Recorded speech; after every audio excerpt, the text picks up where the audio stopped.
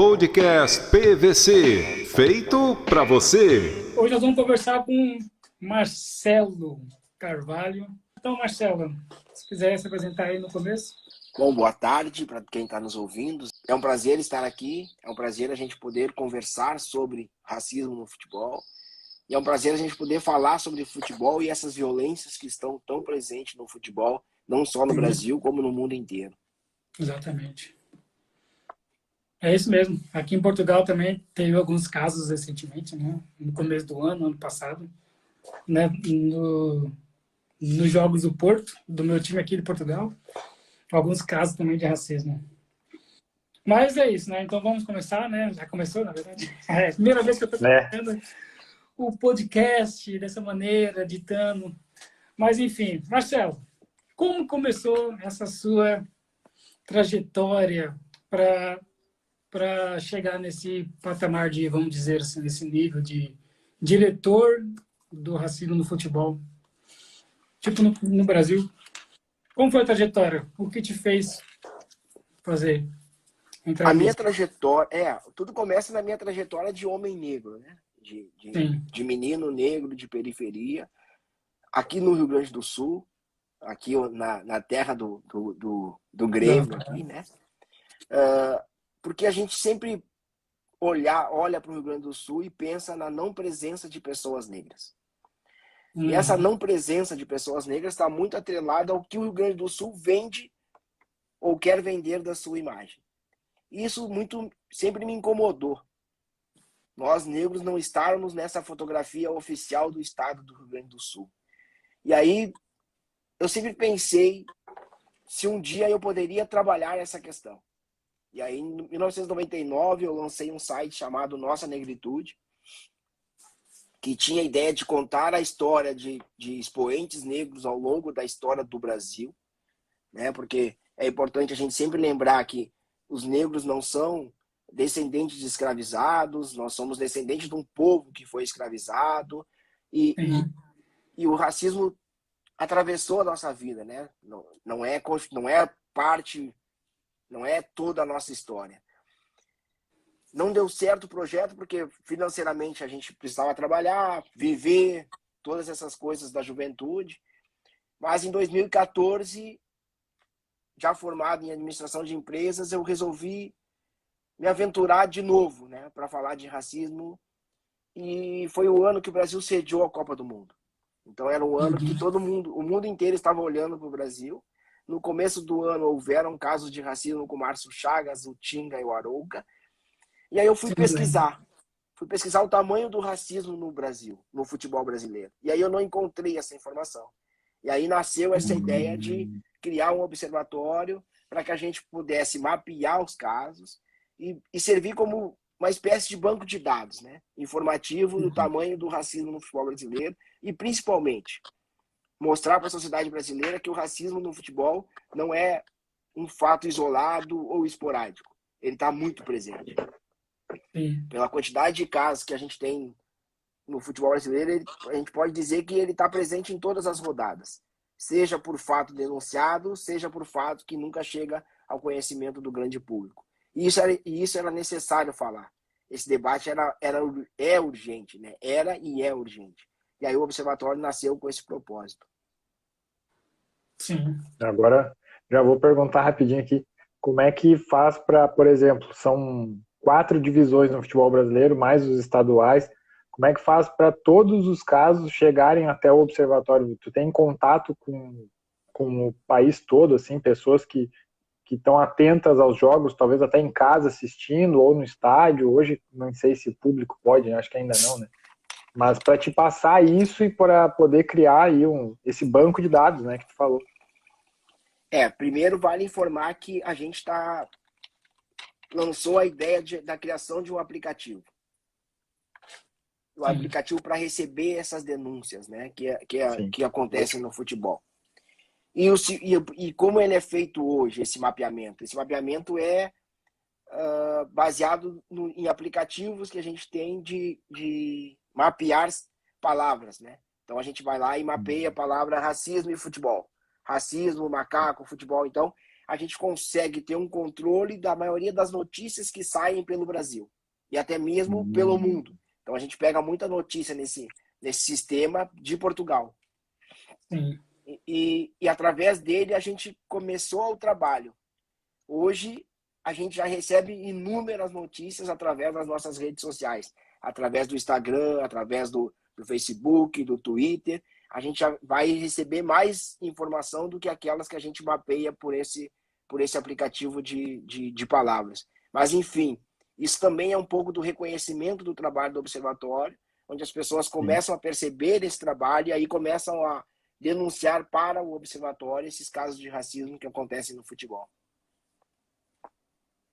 Sim.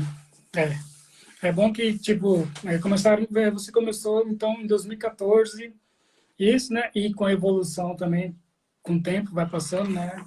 Vai gerando mais facilidade das pessoas mandarem para vocês, né? Denunciarem, etc, etc. Mas eu quero voltar um pouquinho, para a gente não avançar logo para frente.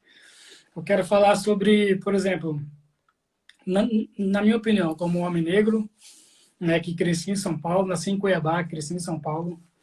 Em São Paulo, eu acho que foi o estado que eu mais não sofri, não eu diretamente sofri racismo assim, mas eu via de longe, né, porque eu tinha um cabelo black power, né, grandão assim.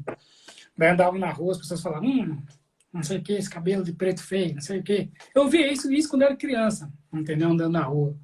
Mas, como eu era criança, então eu não entendia muito bem, mas eu lembro claramente desses episódios, quando eu estava andando na rua.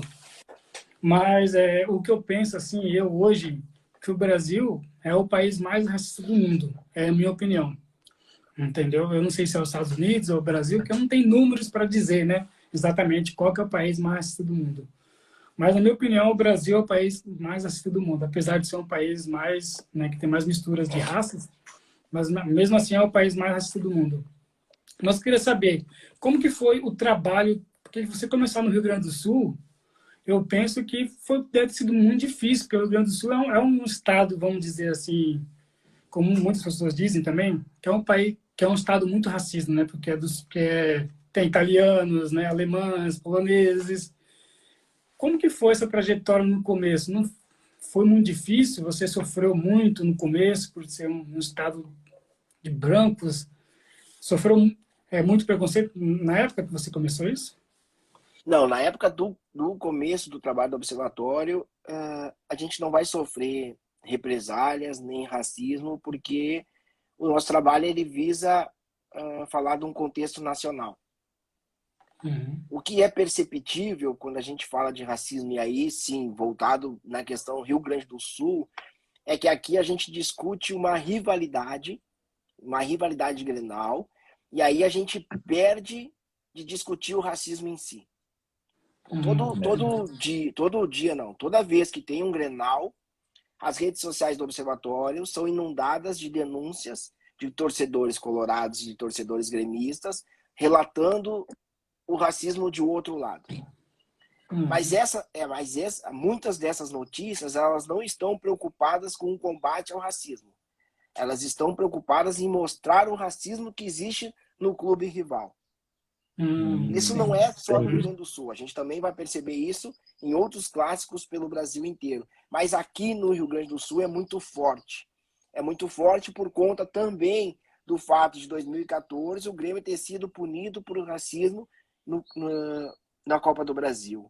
Então, assim, fica essa troca de acusação, fica esse viés que não é o viés antirracista. Sim. E assim, dos 7 relatórios, a gente está prestes a lançar o 7º, dos 6 relatórios que nós já lançamos até hoje, em 4 deles, o Rio Grande do Sul é o estado que tem mais denúncias de racismo. Ou seja, nós temos de fato um problema no Rio Grande do Sul. Quando saiu um outro levantamento que fala dos casos de racismo e injúria racial, de modo geral, esse levantamento também traz o Rio Grande do Sul com o estado com o maior número de denúncias. Ou seja, não é um problema do futebol, é um problema da sociedade gaúcha. Mas você dizer que o Rio Grande do Sul é um estado racista, você também... as pessoas não entendem isso como um apontamento de dados. Elas vão entender isso como, você está me chamando de racista. Todo mundo é racista. Isso, e aí se a gente sair, por exemplo, do Rio Grande do Sul e olhar para o Brasil, a maioria das pessoas que cometem o ato de racismo, elas não têm medo de serem presas. Porque elas cometeram o ato de racismo, muitas vezes, filmado. Elas mesmas se filmam, elas não estão preocupadas com as provas, mas elas não querem ser taxadas de racista. Quando você diz, fulano é racista, aí sim vai ter uma autodefesa. Não sou racista porque meu amigo é negro, já namorei uma pessoa negra. Então, assim, a pecha de racismo, de racista, ela causa muito mais repulsa numa pessoa do que ela cometer o ato de racismo em si. Então, quando você diz, o Rio Grande do Sul é um estado racista, não é que todas as pessoas do Rio Grande do Sul são racistas, mas é que existe um grande número de dados, de denúncias no Rio Grande do Sul. E isso deveria incomodar somente as pessoas racistas, não todas. Porque se você diz o Brasil é um país racista, porque no Brasil a gente tem o genocídio da população negra, no Brasil a gente tem a falta de oportunidades para pessoas negras, então a gente tem um problema racial no Brasil. Tem. Mas se você diz que o Brasil é um país racista, as pessoas de novo vão surgir para dizer, não, eu não sou racista. Gente, eu não estou falando de você, eu estou falando do país. O Brasil, como um país, é um país racista. Um país que morre e mata jovens negros a cada 23 minutos. Um país que tem o tamanho da desigualdade racial que o Brasil tem, ele é um país racista. E ele deveria ouvir isso e lutar contra o racismo. E não lutar contra a pecha de ser ou não ser racista. É isso. Sim, exatamente isso. Uma coisa que eu sempre ouço e hoje, né, mais experiente, mais vivido, né, eu entendo e adoto como um pensamento, que é não basta não ser racista, tem que ser antirracista, o antirracismo, né? Então eu tento seguir esse pensamento, né? Não adianta eu falar, eu não sou racista, mas aí ver um caso e ficar ali, parado, engolir, seco. Não. Eu já falei pro Yesh quantas vezes eu tive que falar coisas aqui em Portugal, principalmente, né? De pessoas aqui que falam, esse preto, e aí eu não me seguro, eu tenho que falar, tá, mas espera aí, por que tu chama ele assim? E aí eu acabo, às vezes, perdendo um pouco o medo e vou falando, e às vezes a gente tem que pensar um pouco, né? Pode arranjar alguma briga por causa disso, porque as pessoas são... Como é que eu posso definir essas pessoas, né? Elas não têm... assim, né? Isso. Porque assim... Eu acho que... Pode falar. Porque assim, deixa eu só falar um raciocínio aqui rápido. Por exemplo, o que eu sempre noto, tipo assim, grupos de WhatsApp, às vezes, grupos de amigos meus, que quando a pessoa tá nervosa, é a hora que ela mostra quem ela é, entendeu? Quando ela perde a cabeça, que ela mostra o lado dela realmente de quem ela é, entendeu? Muitas vezes isso já aconteceu, a pessoa tá brava, preto, não sei o quê.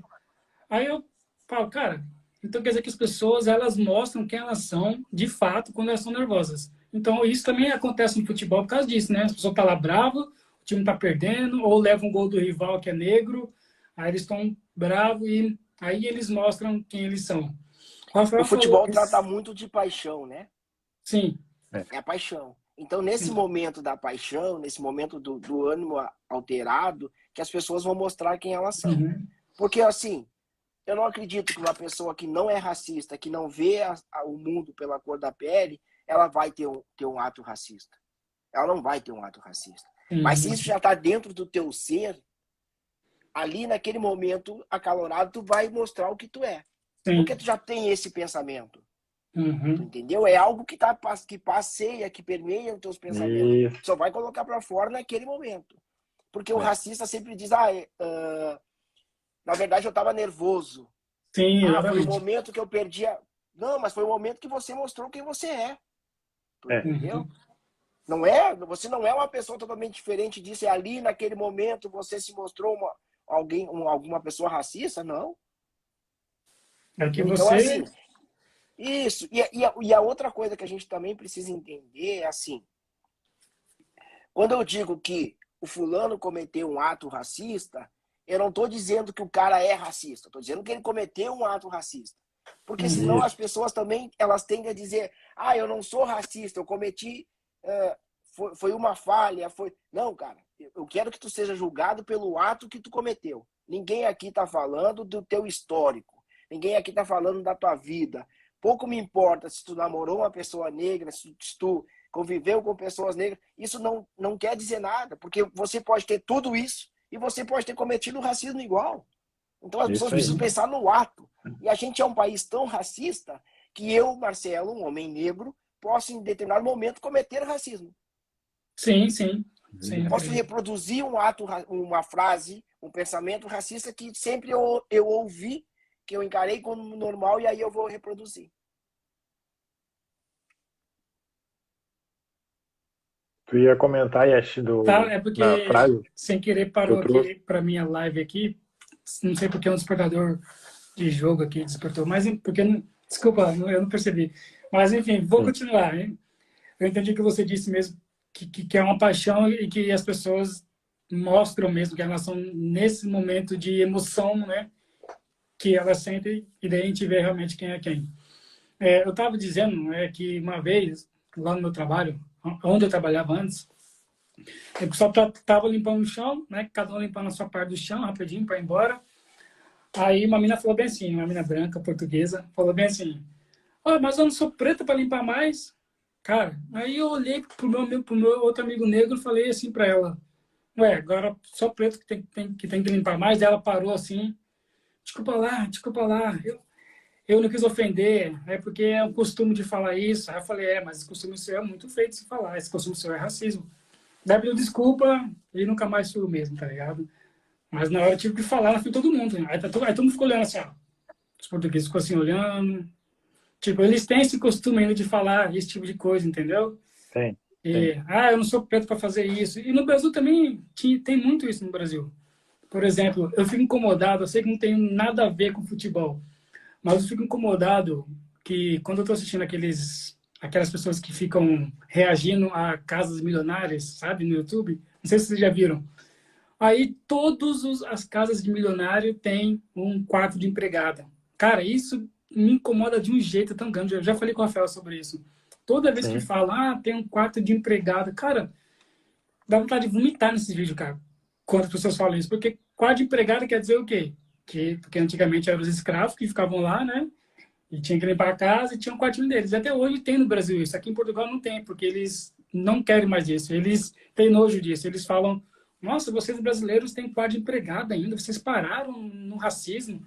Aí eu falei, pois é, no Brasil tá pior do que aqui. Tem mais racismo do que Portugal. Entendeu? Mas, porque, na verdade, o racismo no Brasil, ele sempre foi velado, não dá para dizer que ele é, né? Mas ele sempre foi mascarado. As pessoas sempre negaram a existência do racismo. Sempre negaram a existência de ser um país que segrega. Mas se tu tem um quarto de empregado, tu segrega. Sim. Entendeu? Mas o Brasil sempre mascarou essas questões. Uhum. Por isso que eu digo que dói tanto para as pessoas racistas quando a gente determina ou fala que o Brasil é um país racista. As pessoas tendem a tentar defender até mesmo o racista. Sim, exatamente. E a gente percebe isso, né? Por exemplo, quando tem um caso de racismo no futebol ou fora dele, porque também é importante a gente lembrar que o racismo que acontece no futebol, ele não é um racismo diferente. Ele é o mesmo racismo, só que ele está ocorrendo dentro do espaço do futebol. Sim. Porque não existe diferença desse racismo para outro. A questão toda é, muitas vezes um cara comete racismo e aí você denuncia, olha, fulano cometeu um ato racista. Aí aparece alguém para dizer, não, eu conheço ele jamais faria isso. Cara, nós estamos julgando o ato das pessoas, não me interessa o histórico da pessoa. Eu estou julgando um ato que a pessoa cometeu. Então, assim, é muito difícil para a gente discutir racismo sempre tendo que brigar com o racista e com as defesas desse racista que o sistema vai gerando, né? Uhum. É isso mesmo. Concordo também com isso. E isso tem crescido mais no futebol, mesmo com essa tecnologia que temos hoje de vídeos, áudios, etc. E eles não se escondem, entendeu? Eles às vezes acham bonito, né?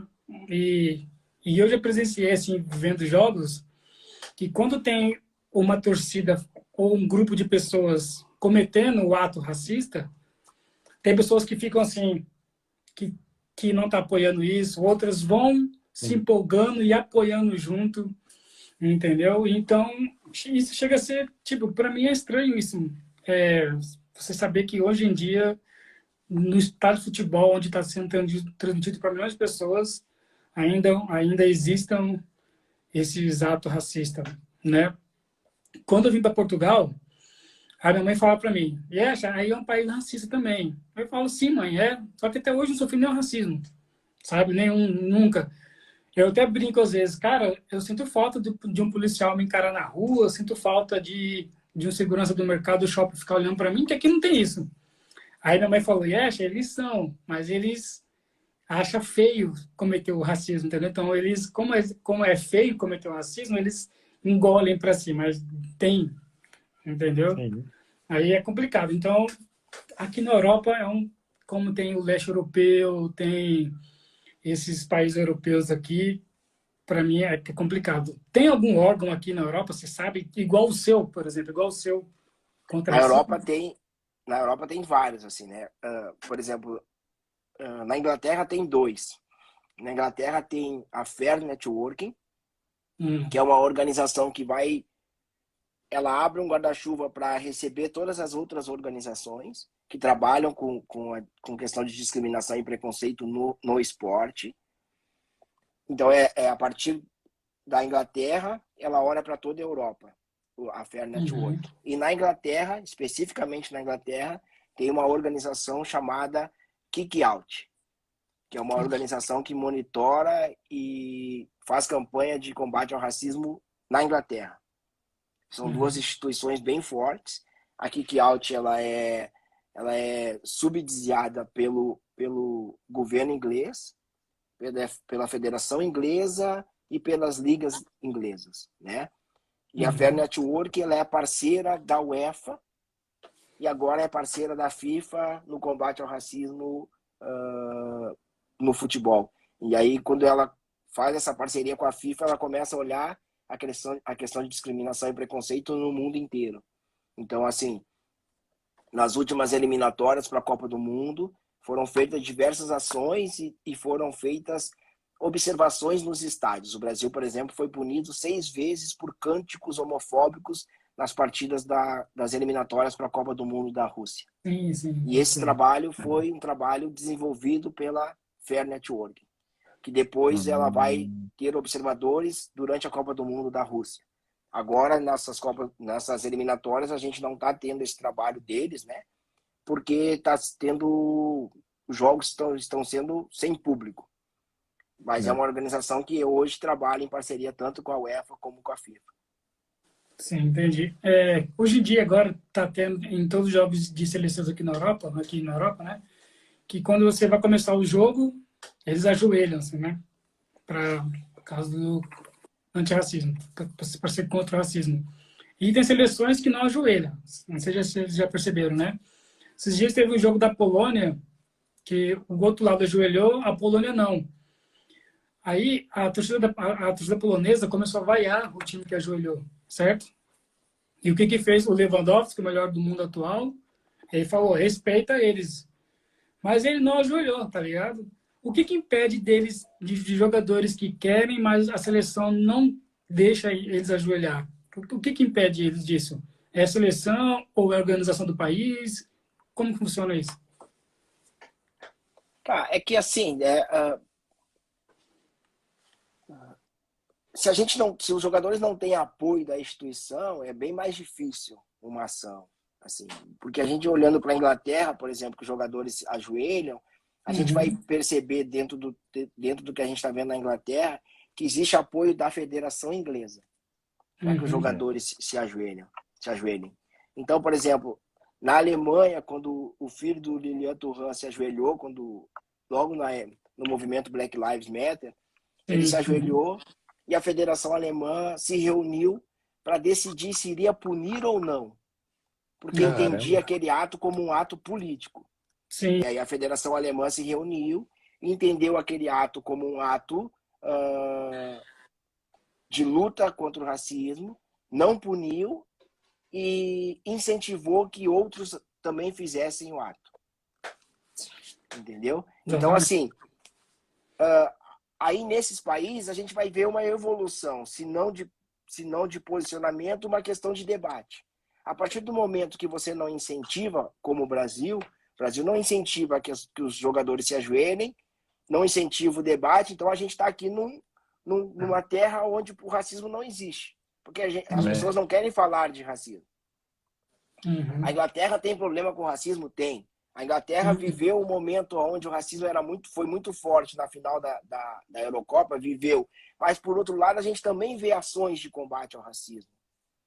No Brasil, o racismo está aqui, está presente, está posto nos campos de futebol, né? A gente tem o último caso agora que teve repercussão nacional, foi o atleta Celcinho, mas as campanhas e ações de combate ao racismo, elas não existem. Cara, quero convidar todo mundo que nos ouviu e que não conhecia o trabalho para seguir o Observatório. O site do Observatório é observatorioracialfutebol.com.br. Estamos em todas as redes sociais. Em todas não, né? Estamos no Facebook, no Instagram e no YouTube. No TikTok a gente não tá. Não tá ainda? Então não ainda. E quero convidar todo mundo para nos seguir. Sigam o trabalho do Observatório, interajam. Toda crítica e sugestão é sempre bem-vinda. E vistam a camisa, né? Vistam a camisa do Observatório, a camisa do torcedor antirracista. Tá bem? Muito obrigado. Boa noite. Falou, Boa tarde rapaziada. pra vocês. Abraço. Valeu. Até a próxima.